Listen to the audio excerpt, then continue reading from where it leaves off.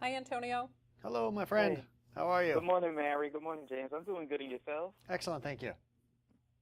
All right, so my first question is, what are the major steps people need to take to prepare for a disaster? There are three major steps that people need to take to be prepared for a disaster. One of them is really to begin with to be aware. Be aware of the types of disasters that can hit your community, whether it be an earthquake, wildfire, tornadoes, flash flooding. Be aware of those specific types of incidents that can hit your community and be prepared for each one. The second thing you want to do is really make weather a part of your day. Check the weather in the morning, and if it's going to be bad, check it again during the day, and make sure you check it before you go to bed at night so you can alter your plans if you need to. And third, you want to create a communications plan with your family. So if your family happens to be separated during a disaster, let's say everybody's at work or at school, you want to make sure that everybody knows how you're going to get together, who's going to contact who, and where are you going to meet. So those are kind of the three first steps that you should take to be prepared. And I think that's so important to check the weather. And I think a lot of people don't do that and are surprised when certain things happen. So I think people need to put that into their everyday, routine. And it's so easy today to do that, right? You can turn to TV, radio, you can turn to the internet, you can turn to your smartphone. So you're right, I think it's important as well. What do we need to think about, particularly when it comes to our vehicle? Well, I think first and foremost is just looking at some of the maintenance items which you may have let lapse. Whether it's a visit to the actual dealership to have some work done to it, or just little maintenance things that we can do ourselves. A great example of that is the battery. The battery really goes through a hard cycle between hot and cold weather extremes. So now that we're getting ready for the colder weather again, have your battery tested, replace it if it even shows it's not quite up to strength. It's a big important thing that we often just assume is going to work until the time we turn the key and it doesn't. Another one is the different fluids on board. Obviously, if you're heading on a road trip, it's a good idea to go ahead and fill up. Even if you're only at a half tank, go ahead and fill it yourself. Fill it up. Make sure that you've got as much fuel on board as possible. And then also washer fluid and new windshield wipers. During the summer months, maybe you just use them to move a little rain off now and then. But when you get into the winter, you might be getting road grime, a lot of heavy rains or freezing conditions. And so having that good strong washer fluid can make a huge difference. And then last one is the tires. That's something we often also neglect, which is a big mistake from a safety and a fuel efficiency perspective. So check the pressure in the tires, check the tread depth on the tires, and if there's even a moment's concern about those, get the vehicle in and get some new tires put on as soon as possible.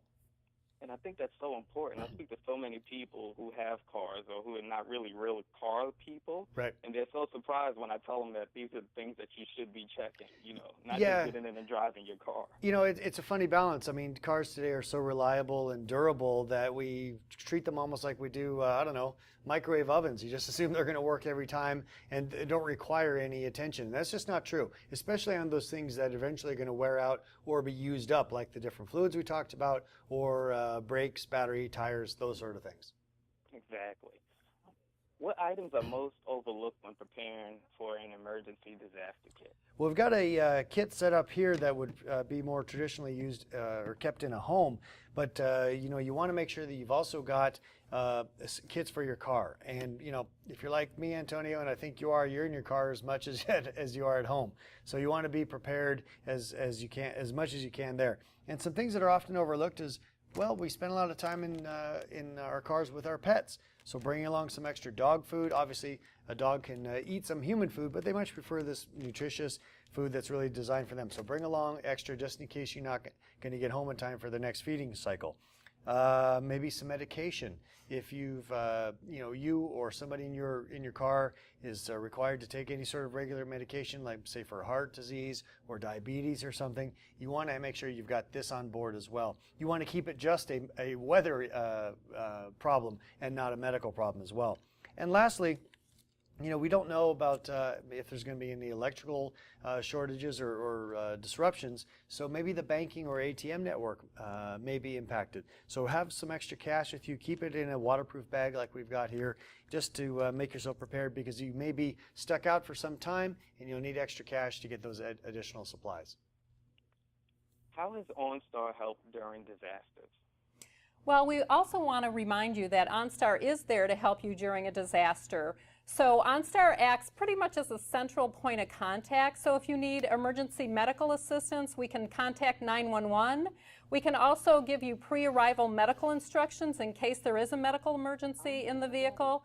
We can also help you with routing assistance. So if you need to evacuate an area, we can help you do that. Or if the conditions are difficult out on the roads, we can help you route around those difficult conditions. And one of the other things you want to remember, whether you're driving your vehicle or not, you can actually get in the vehicle and press the blue button if you have an active OnStar subscription, and you can ask us to help you make a call and connect to your loved ones. So if your cell phone isn't working or your landline isn't down, press that blue button, will help you do that. And we're also great at helping you find scarce resources, whether it's fuel or shelter, hotels, or even a generator maybe you need to find after the disaster has happened.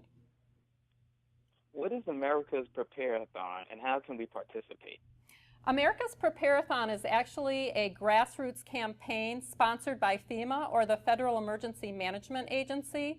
And actually, it can happen at any time, and it's an initiative to try and get people to think about being prepared, and not only think about it, but actually do things like James and I just talked about. Get your kit together, have a plan with your family. So it's a way to get people educated about it and to let them know that it is important to be prepared.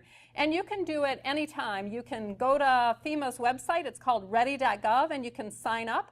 Or you can just do things on your own. You don't really have to sign up. The point is to let everybody know that it's important to get prepared and to take some actions to be prepared.